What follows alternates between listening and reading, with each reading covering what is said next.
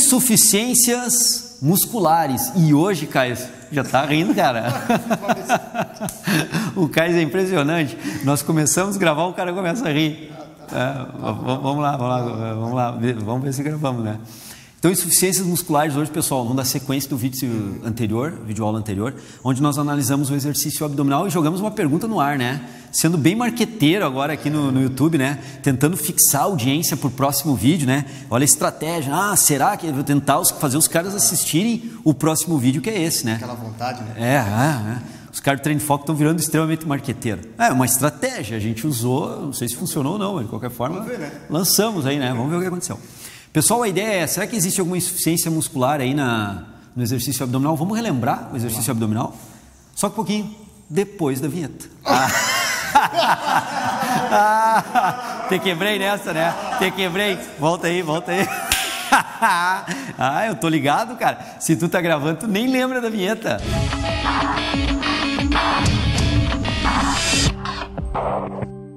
Então vamos lá, já voltamos da vinheta. Vai lá, Caio, fazer. Ele tá rindo porque eu cortei ele na hora da vinheta. Pode, vai lá, executa aí, sem rir, tá? Beleza. Então tá.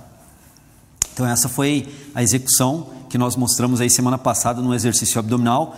Semana passada, na última videoaula, onde mostramos todos os músculos envolvidos, com contração isométrica, bloqueando o movimento, e a musculatura abdominal, reto abdominal como motor principal, o alvo do movimento, associado por oblíquos, principalmente o externo e também interno, e com a expiração na fase concêntrica, uma forte ativação também do transverso. Então, a parede abdominal sendo acionada. Ok, Caio, se liberou aí. Bom, e aí nós colocamos, pode levantar, nós colocamos a situação. Existe ou não existe algum tipo nesse exercício de insuficiência muscular? Aí tem um detalhe importante para nós comentarmos agora aqui nesse exercício. Quando o reto abdominal contrai, ele tem uma inserção na região pubiana, uma extremidade na região pubiana, outra extremidade na região das costelas, né? O reto abdominal do lado direito, o reto abdominal do lado esquerdo e a linha alba entre eles. Então, dois músculos reto abdominais aqui, do lado direito e do lado esquerdo, né? O par. Então, ligação nas costelas, ligação na região pubiana da pelve, obviamente, né? Com a pelve estável, o reto abdominal contrai, porque o músculo ao contrair, uma regrinha que a gente usa sempre em sala de aula, a Joana, que está nos assistindo, sabe, o músculo quando contrai, ele aproxima ambas as extremidades do centro do ventre muscular. Esse é o comportamento fisiológico normal das fibras, das miofibrilas e dos sarcômeros que compõem um músculo. Então, quando ele contrai, ele vai tracionar uma extremidade e a outra para o centro do ventre muscular. Esse é o comportamento normal. Mas não é isso que acontece nesse exercício reto abdominal. Quando o exercício acontece, o Caio estando com a pelve fixa, e tu estavas com a pelve fixa, o que acontecia? A movimentação torácica, a movimentação da caixa torácica em direção à região pubiana. A caixa torácica voltava, primeiro, depressão da caixa torácica, primeira ação do reto abdominal é deprimir a caixa torácica. Deprime a caixa torácica, depois produz um movimento de flexão tóraco-lombar. Era isso que acontecia. E por que não acontecia o fator fisiológico, né? O fator normal, que é ambas as extremidades virem para o centro do ventre muscular? No músculo, na fibra muscular, nas miofibrilas que compõem essa fibra muscular e nos sarcômeros que compõem essas miofibrilas que compõem a fibra e que compõem o músculo. Essa é a sequência de ação fisiológica. Por que isso não acontece? Porque a pelve está fixa. Mas qual é a tendência de movimento de ocorrer na pelve se nós fixarmos, por exemplo, o tórax? Tudo isso é para entender insuficiência, hein? Não vamos perder a ideia principal. Se nós fixarmos o tórax e essa extremidade se movimentar, que está na região pubiana, essa extremidade do reto abdominal tem que subir, porque a região torácica está fixa. Qual é o movimento que ele vai produzir? Vejam bem, alongou o reto abdominal, contraiu o reto abdominal. Alongou o reto abdominal, contraiu o reto abdominal. Sem movimentar essa extremidade, movimentando a extremidade da região pubiana.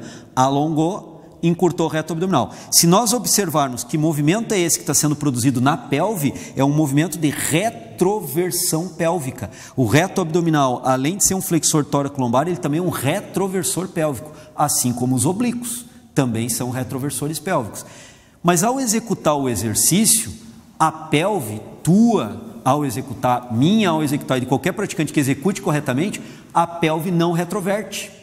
E o normal seria, ao contrair, aproximar essa região do centro do ventre muscular, fazendo a flexão tóraco-lombar e retrovertendo a pelve. Por que a pelve não retroverte? Porque os anteversores evitam essa retroversão. Quem são os anteversores pélvicos? Os músculos lombares, com os eretores da coluna da região lombar, como o quadrado lombar, os eretores, fazem também ao se contraírem. Vou tentar fazer de costas para ver se pega bem isso na câmera.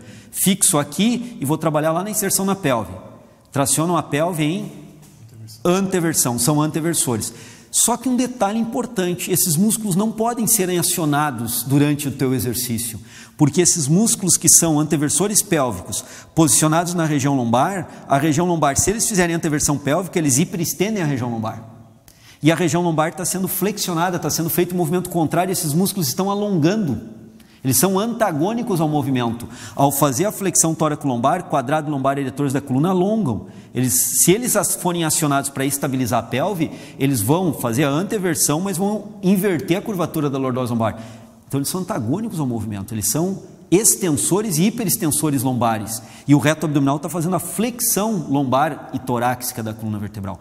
Então, pessoal, para isso, eu estou colocando isso para entender o seguinte: esses músculos não podem ser acionados, e são anteversores, para evitar a retroversão produzida pelo reto abdominal.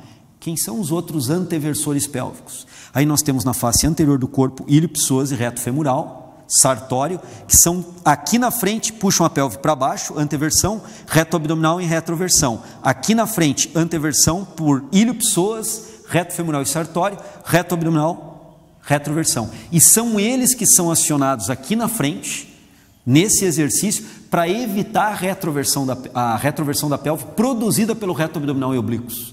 Então, ao se fazer esse trabalho tóraco-lombar, se precisa que a pelve esteja estável. Para que a pelve esteja estável nesse movimento, eu não posso permitir a retroversão, que é uma tendência de movimento que o reto abdominal produz ao executar esse movimento. E aí os anteversores pélvicos, o ilio-psoas entra nessa ação. O reto femoral entra nessa ação. Vamos focar sobre o ilio-psoas. Na posição do quadril estendido, o ilio-psoas está na sua posição natural. Posição natural é a posição pela curva comprimento, ele tem maior ação. Então ele consegue bloquear mais forte. E se nós compararmos força de reto abdominal com do ilio-psoas, normalmente, para a maioria das pessoas, o ilio-psoas é mais forte. Então, se contrair reto abdominal e contrair ilio-psoas, há uma tendência das pessoas acentuarem a lordose lombar. Isso é muito comum nos exercícios abdominais completos que se faz no solo, né? Principalmente com quadril e joelho estendido, e tem um efeito para isso. Então, na posição natural, o ilio-psoas está na sua melhor condição de produzir força, posição anatômica, e ele vai fazer grande força. Agora vamos observar como é que fica teu ilio-psoas nessa posição aí. Pode pegar. O ilio-psoas, além de anteversor pélvico, ele é o quê? Flexor de quadril. Entra na posição e senta lá. Se nós observarmos agora nessa câmera, percebam o alinhamento da coluna do Caius e percebam agora o alinhamento do fêmur do Caius. O fêmur está aqui, a coluna vertebral está aqui, nós temos uma flexão do quadril. Levanta aqui, levanta.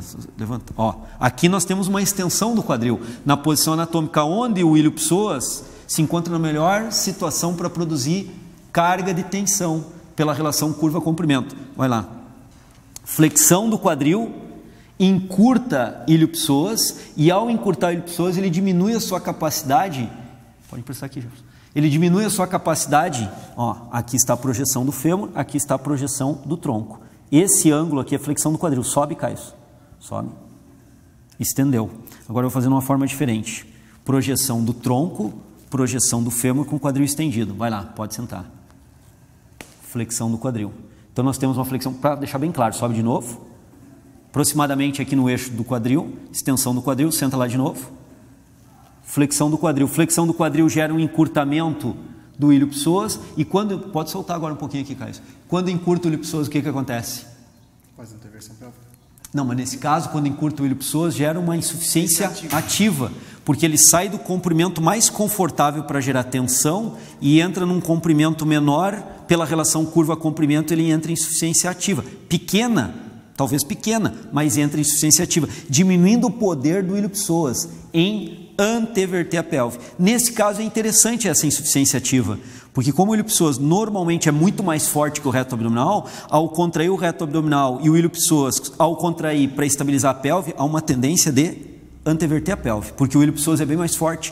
Nesse caso, colocando o ilio-psoas nessa situação de insuficiência ativa aqui, decai um pouco o nível de força do ilio-psoas e equilibra com o reto abdominal, sendo uma situação interessante de treinamento. Aqui passa a ser uma situação interessante, a insuficiência ativa do ilho psoas. Executa aí de novo o exercício que eu vou mostrar agora aqui.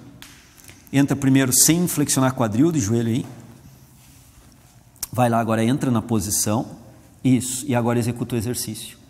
E aqui agora altera o posicionamento da coluna vertebral, fazendo a flexão, com as tendências de movimento que nós já vimos. E com o ilho psoas em insuficiência ativa. É o único músculo que tem algum grau de insuficiência que nós podemos descrever correlacionado ao exercício. Não diretamente, mas indiretamente para estabilizar a pelve. Ok, Caio? Tranquilo, pode subir.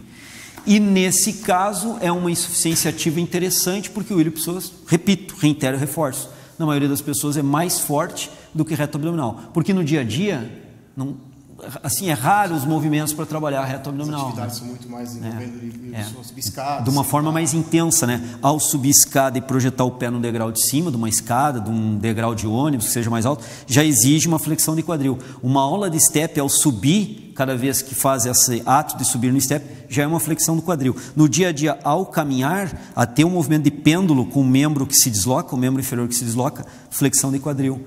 Ao correr, flexão do quadril. Então, nas atividades naturais de deambulação do dia a dia, né, de deslocamento do dia a dia, há já algum trabalho de ilho psoas.